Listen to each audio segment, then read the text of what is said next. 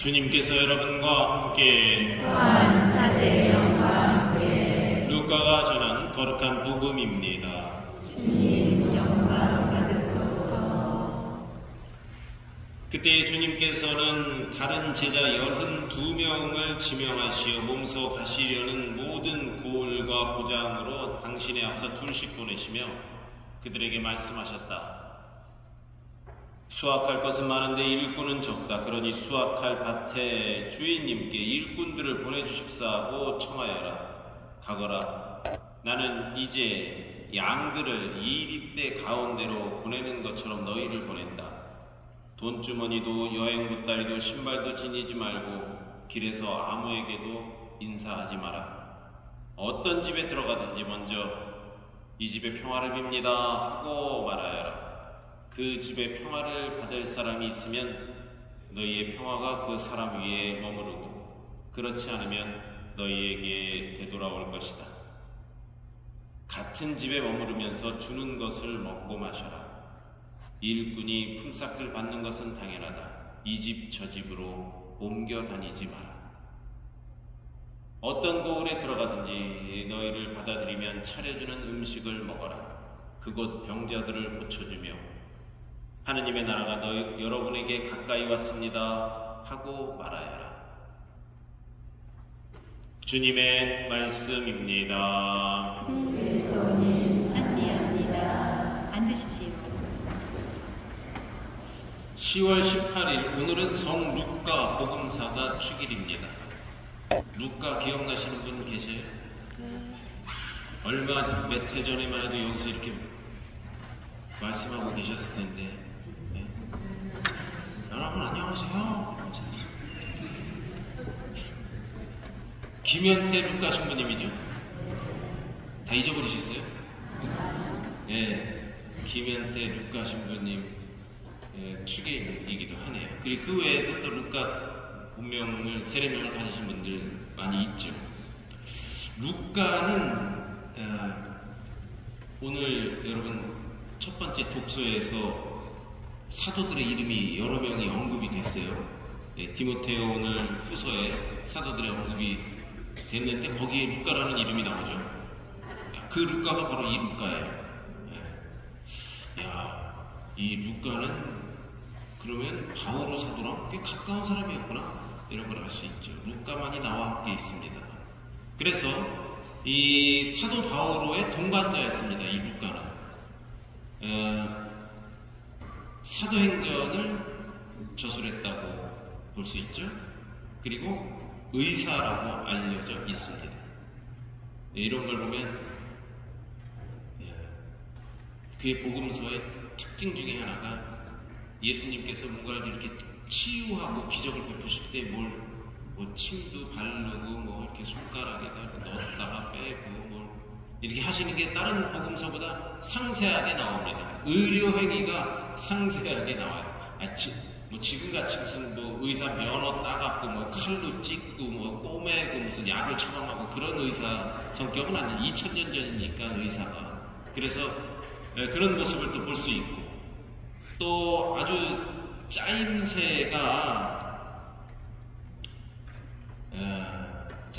뛰어난 그러한 사도행전을 기록한 것이고 사도들의 행적이 이 사도행전을 통해서 우리가 간접적으로 체험할 수 있습니다. 만약 루카가 없었다면 이 사도들의 행적, 초대교회의 모습들을 베드로가 어떻게 됐고 바오로가 어떻게 됐고 교회가 어떻게 커져나갔고 이방인들에게 어떻게 펼쳐졌는지 예수님의 죽음과 부활 승천 이후의 기록이 없을 수 있겠죠. 그리고 무엇보다 또 가난한 사람들에 대한 그런 언급이 많은 것이 루카입니다. 노벨 문학상 우리나라에서 처음으로 나왔다 그러죠. 작가 이름이 뭐예요? 잘 아시네요. 이름 어떻게 참 잘 졌어요. 그 세게 졌어요. 여성의 이름인데 한강. 이름값을 아주 대단히 하죠. 꼬맹이서부터 할머니 할아버지까지 이 한강이라는 작가의 이름을 모르는 사람이 아마 없을 겁니다. 그리고 노벨 문학상 대단하죠. 2000년 전에 그런 상이 있었다면 아마 루카가 받지 않았을까 이런 생각을 합니다. 루카 복음서만으로도 대단하지만 또 초대교회의 모습을 알리는 사도행전에 이은 그런 연이은 작품 활동이 대단한 것이죠. 요런 식으로 좀 여러분 객관적으로 보자 이거예요. 이 루카 복음서, 이 복음서를. 그렇습니다. 루카는 신약성서의 중요한 부분을 이루고 있는 제3복음서. 그러면 제1복음서는 뭘까요? 마태오. 제2복음서는 마르코. 제3복음서는 루카죠. 네. 제3복음서와 사도행전을 저술한 사람입니다.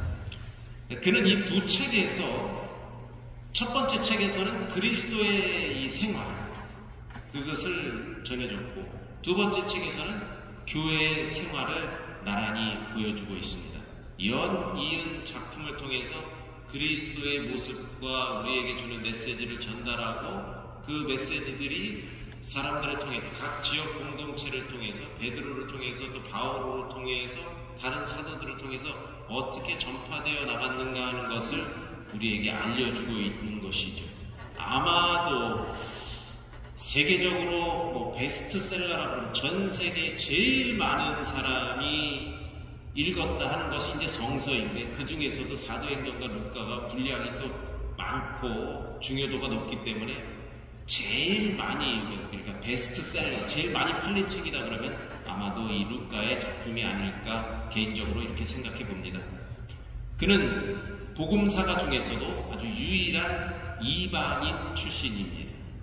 마테오, 마르코 여기는 뭐 이스라엘 사람, 이스라엘에 거기서 태어나서 예수님하고 같이 움직이고 활동하고 뭐 이런 좀 영향이 있지만 루카는 그 후대에 이방인, 이스라엘 밖에 살던 사람이었는데 이스라엘의 이야기, 예수님의 이야기를 자기처럼 밖에 있는 이방인 지역 사람들한테 전달을 하는 것이죠.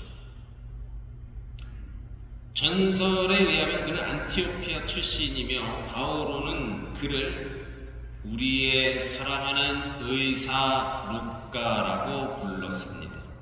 메모해두세요. 골로사이서 4장 11절인데요. 네, 메일기사 책이나 이런 데 조금 써놓으세요. 볼펜으로. 그리고 집에 가서 한번 보시면 골로사이서는 사실 이 두꺼운 성서책을 언제 이렇게 막 펴보겠어요. 여기 폈다 저기 폈다. 골로사이서 4장에 가면 루카라고 아주 의사라고 언급을 하고 있어요. 그러니까 이 사람 루카구나. 그렇게 한번 찾아보게 되면 잊어버리지 않는 것이죠. 그렇습니다. 의사라고 이렇게 부르고 있어요.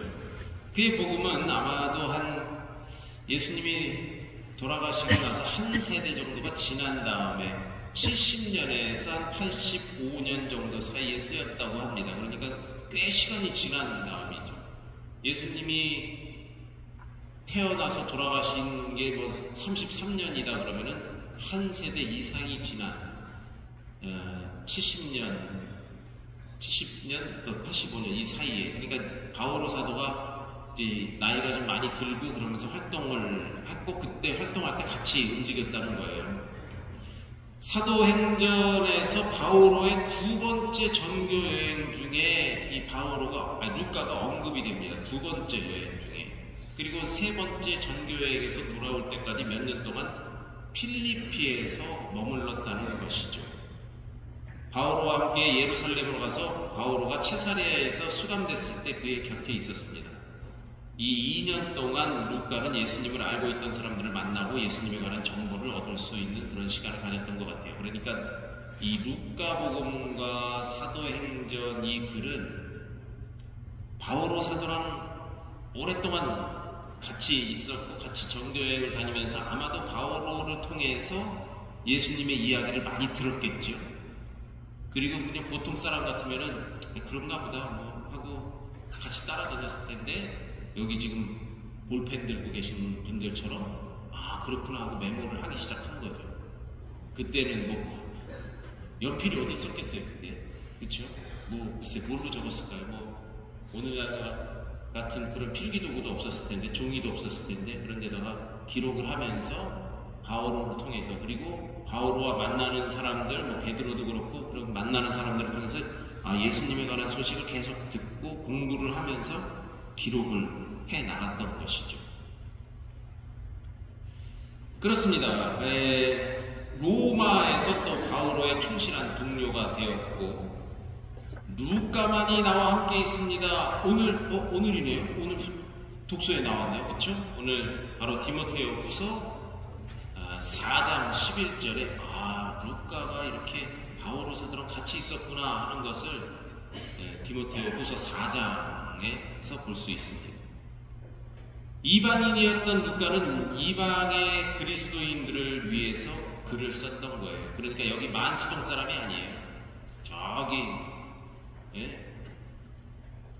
주한 사람인데 여기서 벌어지는 일, 여기 있던 것들을 주한 사람들을 위해서 글을 썼어요. 그러니까 오히려 이쪽 만수동 쪽은 잘 몰라도 주한 쪽은 잘 아니까 그 주한 쪽 사람들의 성격과 생리에 맞게끔 글을 쓸 수가 있었던 것이죠. 그는 그리스의 그리스인들이 그러니까 히란 말을 쓴 언어도 틀렸죠. 우리 그 아테네 그리스 올림픽 아시죠? 그 그리스 그 나라 그 그리스 사람들이 잘 이해하도록 그 그리스 말로 성서를 써서 그 사람들에게 전할 수 있었던 것이죠. 그리고 아주 그런 거를 보면 루카는 언어에도 굉장히 좀 해박했고 또 의사였다는 것을 보면 뭐 오늘날 같이 무슨 뭐 의학 전문 대학교를 나와서 뭐 그런 거는 아니었겠지만 그래도 관심이 많고 또 공부를 많이 했고 또 문장에 대한 이런 그 피력이나 이런 것들이 남들보다 아주 탁월한 그런 사람이었다.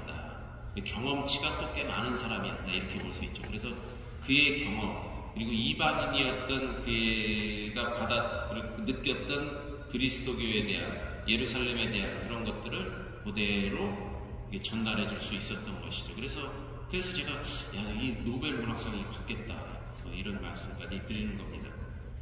루카의 성격은 그게 복음서에서 강조하는 것을 가장 잘 알 수 있는데 그것은 여러 개의 좀 이렇게 소제목으로 나눠볼 수 있어요. 어쨌든 지금 제가 루카는 이런 사람이다라고 이렇게 말씀을 드렸잖아요.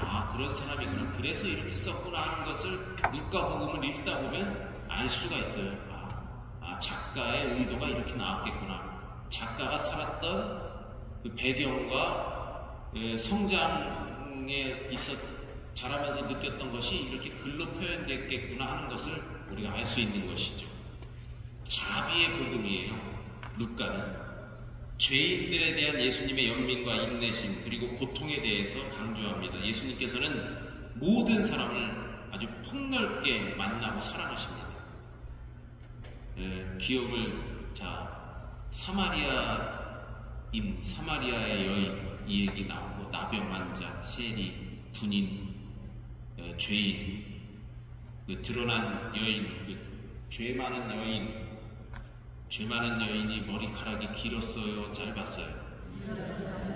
이거 어떻게 알아요? 어쨌든 이 머리카락을 했다 하니까 그런 이제 묘사 그런 것들을 이제 루카는 특별히 이제 보여준 것이죠. 그리고 무식한 이제 목동들, 야영 생활하는 목동들 뭐 아주 천한 그런 사람으로 봤죠. 생각해 보세요. 요즘은 캠프지 캠프.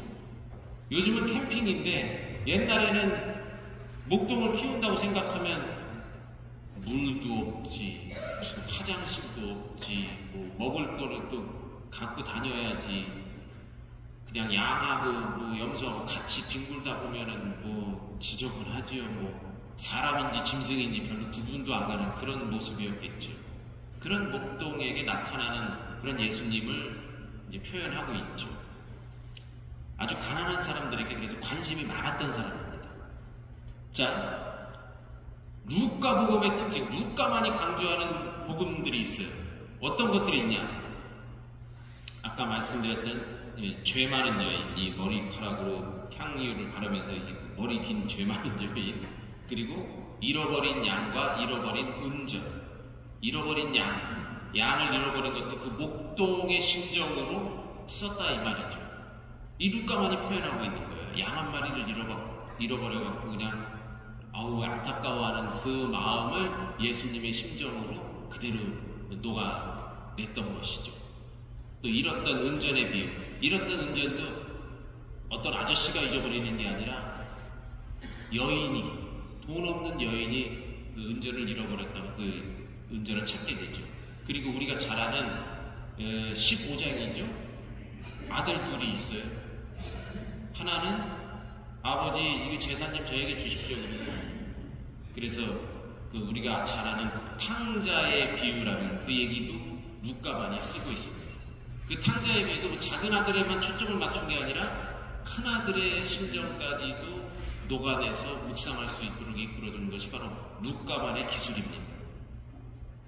그리고 또 하나, 막판 뒤집기, 인생 역전에 성공한 예수님하고 같이 매달렸던 우도, 오른쪽에 매달렸던 그 우도의 이야기를 루카만이 전하고 있습니다. 다른 복음서에는 나와 있잖아요.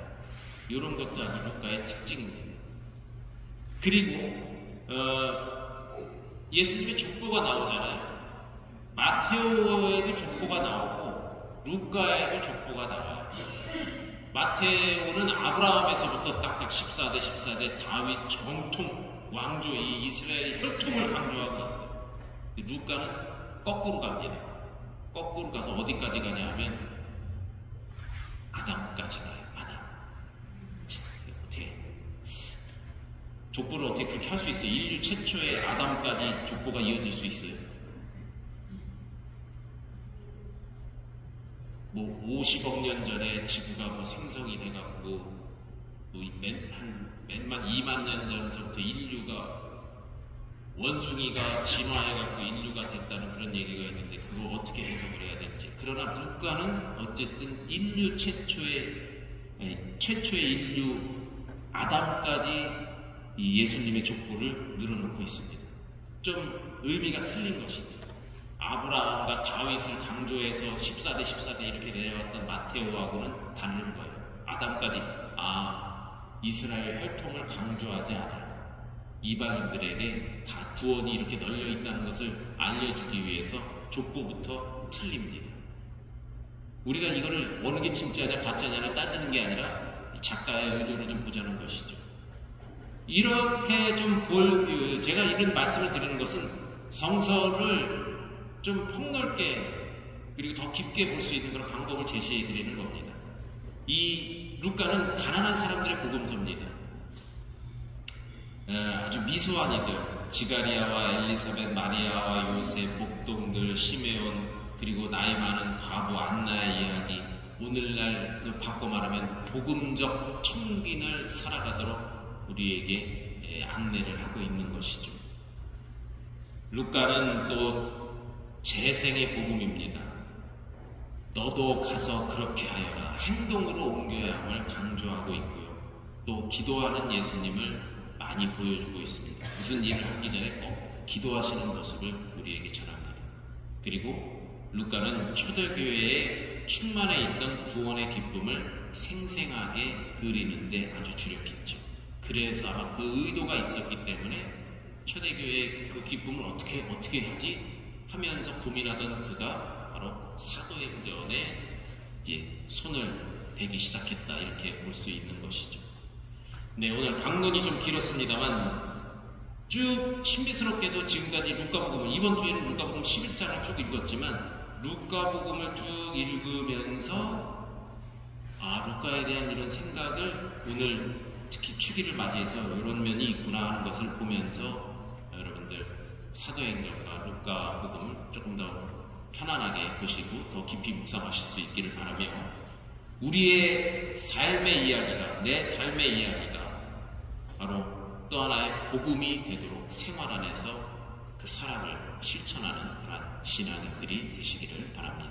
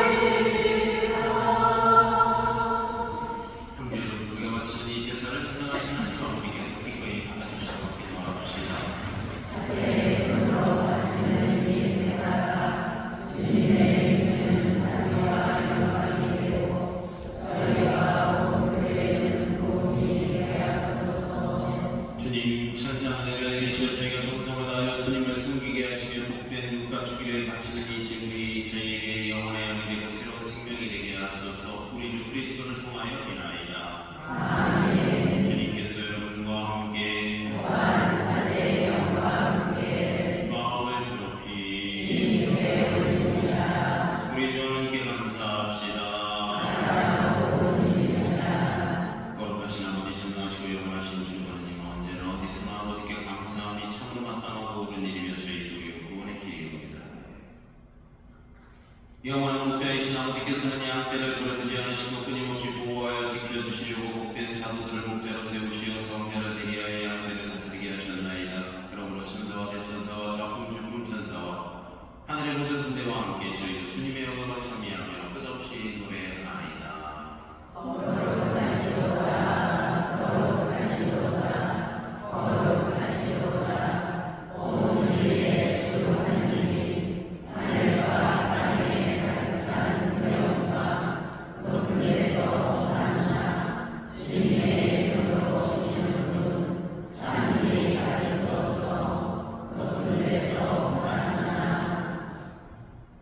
거룩하신 아버지, 아버지께서는 모든 거룩함의 셈이시옵니다.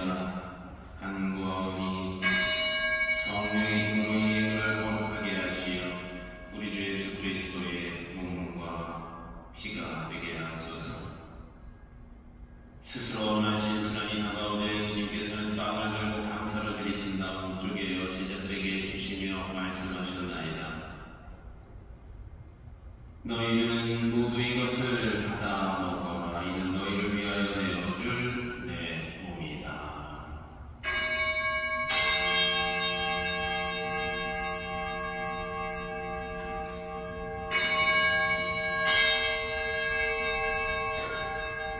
저녁을 잡수시고 같은 모양으로 잔을 들어 다시 감사를 드리신 다음 제자들에게 주시며 말씀하셨나이다. 너희는 모두 이것을 받아 마셔라. 이는 새롭고 영원한 계약을 맺는 내 피의 잔이니 죄를 사하여 주려고 너희와 많은 이를 위하여 흘릴 피다. 너희는 나를 기억하여 이를 행하여라.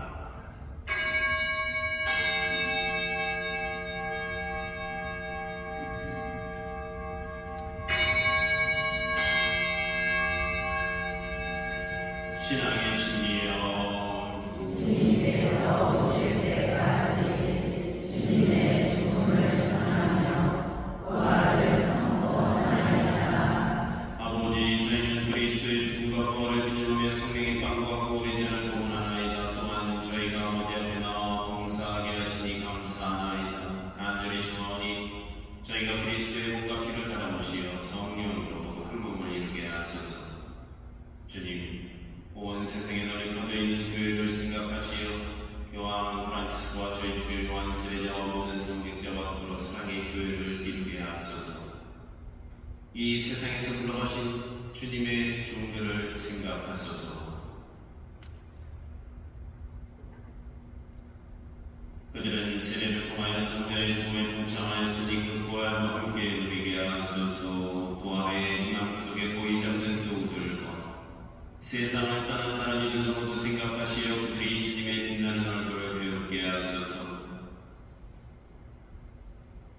저희에게도 자비를 베푸시어 영원으로부터 주님의 사랑을 받는 하나님의 어머니 복되신 동정 마리아와 그 곁에 성 요셉과 복된 사도들과 모든 성인과 함께 영원한 삶을 누리며 성자 예수 그리스도를 통하여 아버지를 찬양하게 하소서. 그리스도를 통하여 그리스도와 함께 그리스도 안에서 성령으로 하나 되어 전능하신 천주 성부 모든 영예와 영광을 영원히 받으소서. 아멘. 하나님의 자녀되어 구세주의 두 무대로 성가하리니 하늘에 계신 우리 아버지, 아버지의 이름이 거룩히 빛나시며 아버지의 나라가 오시며 아버지의 뜻이 하늘에서와 같이 땅에서도 이루어지소서. 오늘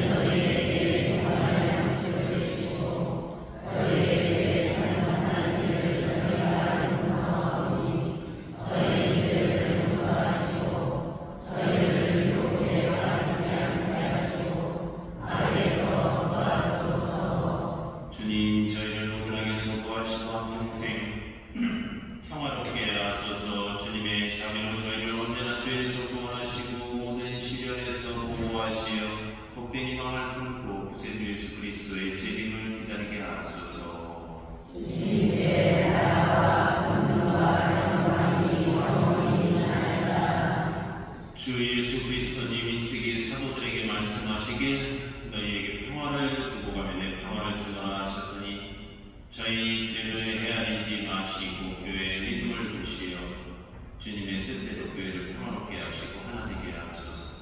주님께서는 영원히 살아계시며 다스리시나이다. 아멘. 주님의 평화가 항상 여러분과 함께 또한 사제의 영과 함께 평화의 인사를 나누십시오.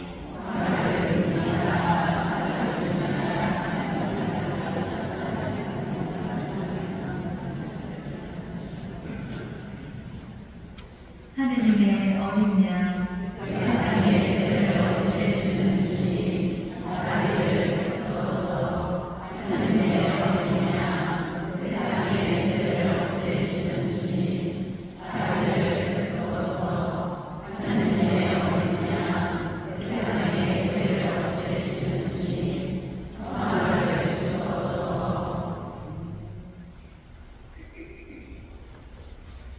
보라, 하나님의 어린 양, 세상의 죄를 없애시는 분이시니 성찬에 초대받은 이는 되다. 주님, 자양의 주님을 모시게 합당치 않사오나 한 말씀만 하소서. 제 영혼이 곧 나으리라.